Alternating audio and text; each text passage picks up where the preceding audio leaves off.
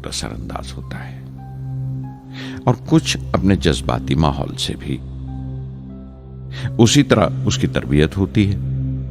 मुझे दयानतदारी और self discipline अपने अब्बा से विरासत में मिला था, और मां से अच्छाई पर यकीन करना और रहमदिली। लेकिन जलालुद्दीन और शमसुद्दीन की सोहबत से जो असर मुझ पर पड़ा, उससे सिर्फ मेरा बचपन ही महज अलग नहीं हुआ, बल्कि आइंदा जिंदगी पर भी उसका बहुत बड़ा असर पड़ा।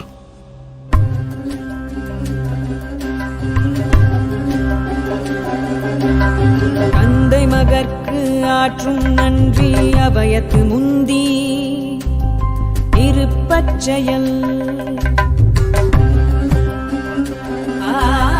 தந்தை மகற்கு ஆற்றும் நன்றி அபயத்து முந்தி இருப்பச்செயல். இருப்பச்செயல். மகன் தந்தைக்கு ஆற்றும் உதவி இவன் தந்தை என்னோற்றான்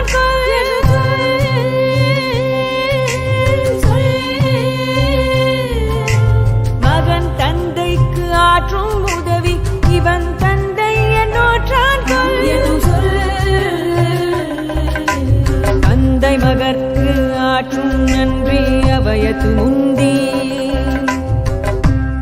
இருப்பச்செயல்.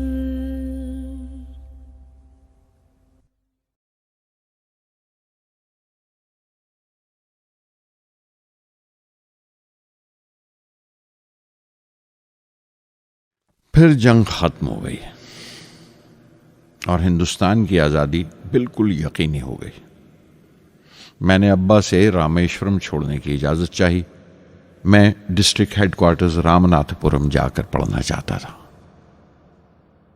शमसुद्दीन और जलालुद्दीन मेरे साथ रामनाथपुरम तक गए, मुझे श्वार्ट्स हाई स्कूल में दाखिल कराने के लिए। जाने क्यों वो नया माहौल मुझे रास नहीं आया। रामनाथपुरम बड़ा मसरूफ शहर था और करीब 50,000 की आबादी थी, लेकिन रामेश्वरम का सुकून और इत्मीनान कहीं नहीं था। घर बहुत याद आता था और घर लौटने का कोई मौका मैं छोड़ता नहीं था। श्वार्ट्स हाई स्कूल में दाखिल होने के बाद एक 15 साल लड़के के तमाम शौक जो हो सकते थे मेरे अंदर जाग उठे। मेरे टीचर अय्या दुराई सोलोमन बेहतरीन रहबर थे, गाइड, उस नौजवान जहन के लिए जिसके सामने जिंदगी की बेशुमार मुमकिनात खुलने वाली थी।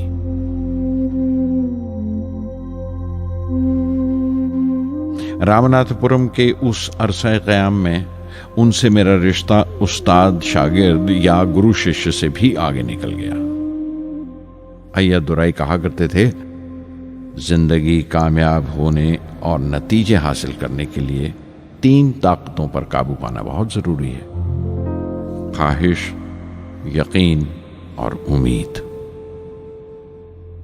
अय्या दुराई सोलोमन, जो बाद में रेवरेंड हो गए, कहा करते थे, इससे पहले कि मैं चाहूं कुछ हो जाए, ये जरूरी है कि मेरे अंदर उसकी पूरी शिद्दत से ख्वाहिश हो और यकीन हो कि वो होगा।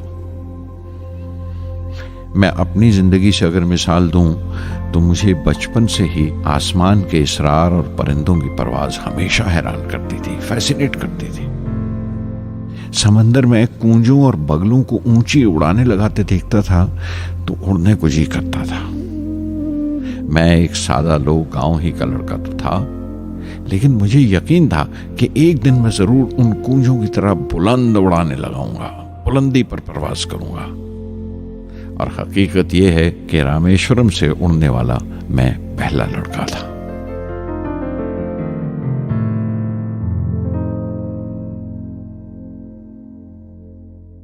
श्वार्ट्स स्कूल में तालीम खत्म करते करते मेरे अंदर खुद एतमादी बस चुकी थी और मुझे यकीन था कि मैं जरूर कामयाबी हासिल करूंगा। मैं तालीम आगे जारी रखूंगा, उसमें कोई दूसरा ख्याल नहीं था। सन 1950 में मैं इंटरमीडिएट पढ़ने के लिए सेंट जोसेफ कॉलेज ट्रिची में दाखिल हो गया। जब बीएससी डिग्री के लिए मैंने सेंट जोसेफ कॉलेज में दाखिला लिया तो हायर एजुकेशन के माने सिर्फ इतने ही जानता था ये नहीं जानता था कि हायर एजुकेशन के लिए कुछ और भी हो सकता है। न ये जानता था कि साइंस पढ़ के फ्यूचर के लिए और क्या मौके हासिल हो सकते हैं। बीएससी पास करने के बाद ही जान पाया कि फिजिक्स मेरा सब्जेक्ट नहीं था। अपने ख्वाब को पूरा करने के लिए मुझे इंजीनियरिंग में जाना चाहिए था। पता नहीं क्यों कुछ लोगों का ऐसा ख्याल है कि साइंस आदमी को खुदा से मुनकर कर देती है, लेकिन मेरे लिए तो साइंस एतमाद, विश्वास और रूहानी तस्कीन की वजह रही है। किसी तरह मैं MIT यानी मद्रास इंस्टीट्यूट ऑफ टेक्नोलॉजी के उम्मीदवारों की लिस्ट में तो आ गया, लेकिन उसका दाखला बहुत महंगा था। कम से कम 1000 रुपए की जरूरत थी और मेरे अब्बा के पास इतने रुपए नहीं थे। उस वक्त मेरी अक्का, मेरी आपा जोहरा ने अपने सोने के कड़े और चेन बेचकर मेरी फीस का इंतजाम किया। मुझ पर उसकी उम्मीद और यकीन देखकर मैं पसीज गया।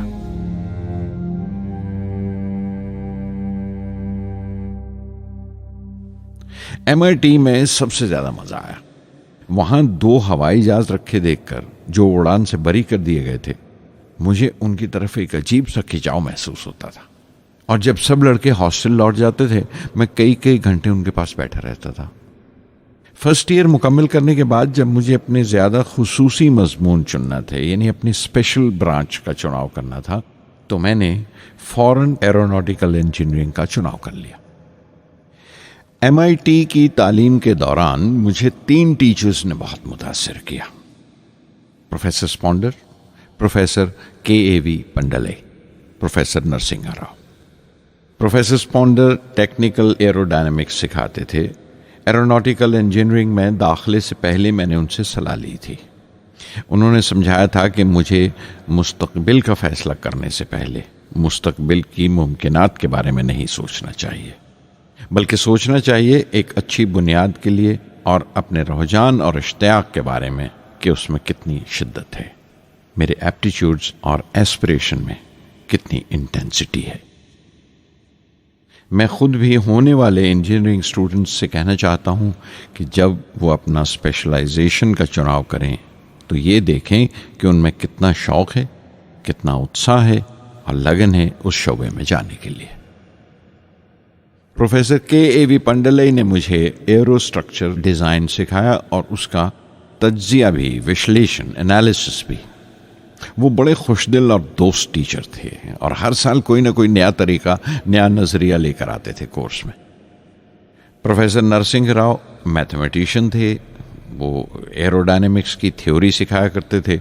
उनकी क्लास में दाखिल होकर मुझे मैथमेटिकल फिजिक्स बाकी तमाम सब्जेक्ट्स से ज्यादा अच्छा लगने लगा। साध संगी हरि हरि नाम चित्तारा चित्तारा, साध संगी हरि हरि नाम चित्तारा, सहजी अनंतु होवे दिनु राति, अंकुर भलो हमारा, साध संगी साध संगी।